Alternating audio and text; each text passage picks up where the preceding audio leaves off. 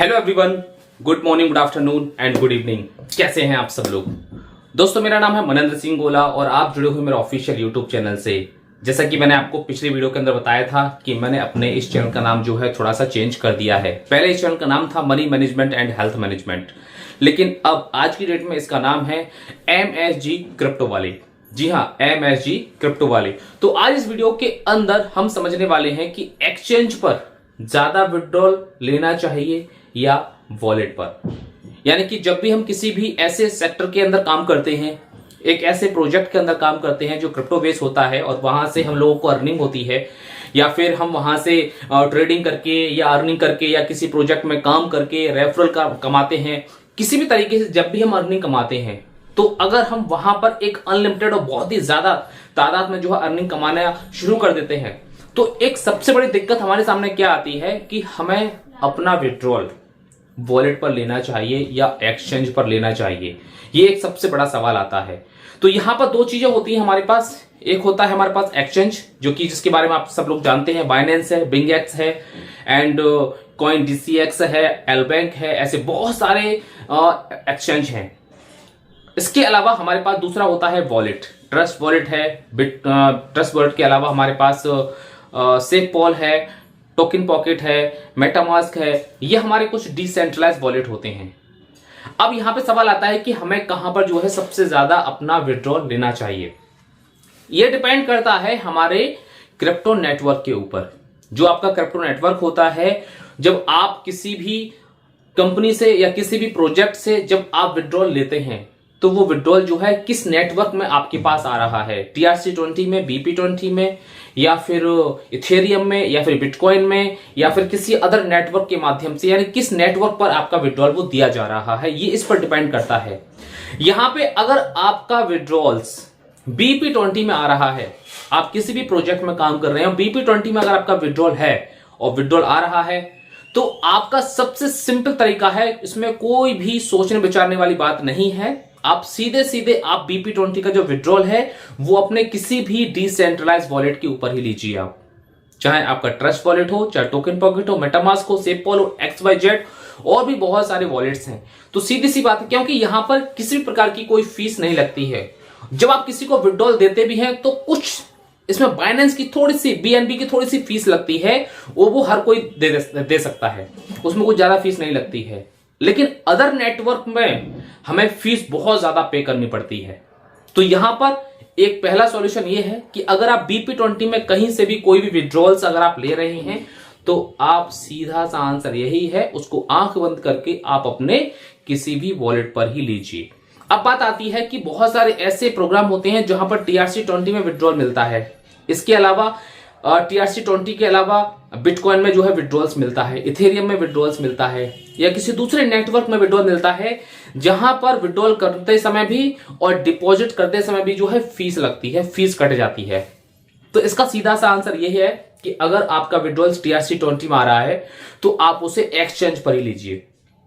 क्योंकि जब आप उसे एक बार एक्सचेंज पर ले लेते हैं, तो वहां पर अपना ट्रस्ट वॉलेट का एड्रेस डाल करके उसको ट्रस्ट वॉलेट पर आप आसानी से ट्रांसफर कर लीजिए। आपके एक्सचेंज पे जो है पूरी तरीके से आप मत रखिए, उस पर ज्यादा बैलेंस हमें कभी भी नहीं रखना है।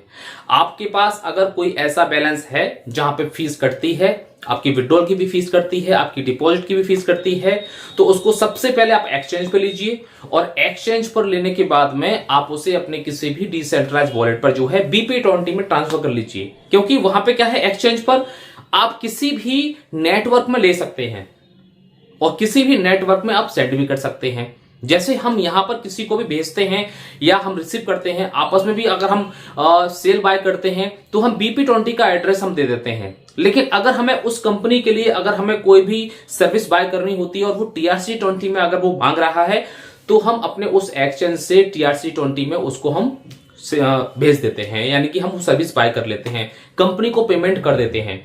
तो एक्सचेंज पर यह सुविधा होती है कि आप किसी भी नेटवर्क में ले लें और किसी भी नेटवर्क में दे सकते हैं। तो इसलिए अगर आपको कहीं से भी TRC20 में मिलता है तो आप उसे कभी भी वॉलेट पर ना लें, किसी भी डिसेंट्रलाइज वॉलेट पर ना लें। क्योंकि अगर आपने वहां पे किसी भी डिसेंट्रलाइज वॉलेट पर ले लिया, सो फॉर एग्जांपल TRC20 का ले लिया, तो अब आपको वहां पर TRX आपको रखना पड़ेगा। अगर आपको किसी को भेजना है। अब फॉर एग्जाम्पल आपके ट्रस्ट वॉलेट में TRC20 का $100 पड़ा हुआ है और मैं कहता हूं कि वो मुझे आप भेज दीजिए, तो आप उस समय क्या करेंगे? अब मैंने आपको एड्रेस भेजा किसका? BP20 का, लेकिन आपका जो $100 है वो किस में रखा हुआ है? वो TRC20 में रखा हुआ है। तो उस कंडीशन में आप नहीं भेज पाएंगे, मुझे अपना TRC20 का ही एड्रेस देना पड़ेगा। जी हां, अगर वो आपके किसी भी डिसेंट्रलाइज वॉलेट के अंदर है। तो इस कंडीशन में क्या होता है, जो डिसेंट्रलाइज वॉलेट होते हैं वो डिसेंट्रलाइज वॉलेट जिस फोल्डर के अंदर हमारा बैलेंस होता है, हमें सामने वाले से उसी नेटवर्क का एड्रेस लेना पड़ता है। यानी कि अगर आपका ट्रस्ट वॉलेट में TRC20 में है आपका $100, तो सामने वाले से आपको TRC20 का ही आपको एड्रेस लेना पड़ेगा और यहां पे आपको कटेगी फीस। अब यहां पे ना तो वो घाटा चाहते हैं और ना ही आप घाटा चाहते हो, ना ही आप ये सोचते हो कि मेरा भी कुछ एक्स्ट्रा यहां पे खर्चा ना होने पाए, और वो भी सोचते हैं कि जब मैं 100 के पैसे दे रहा हूं तो मुझे 100 ही मिलना चाहिए।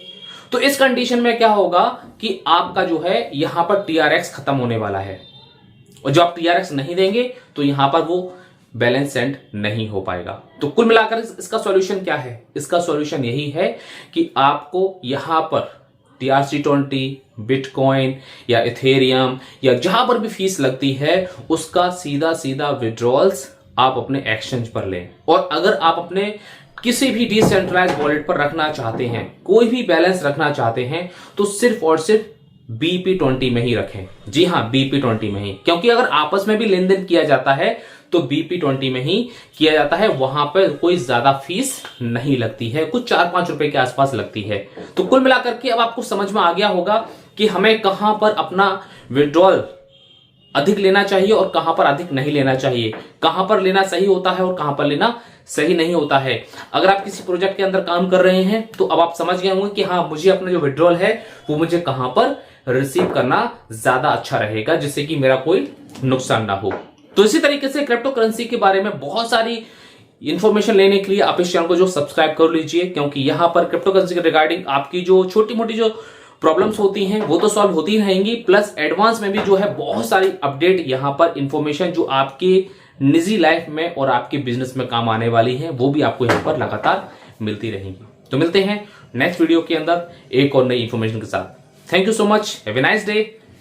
भुला दे डर, कुछ अलग कर।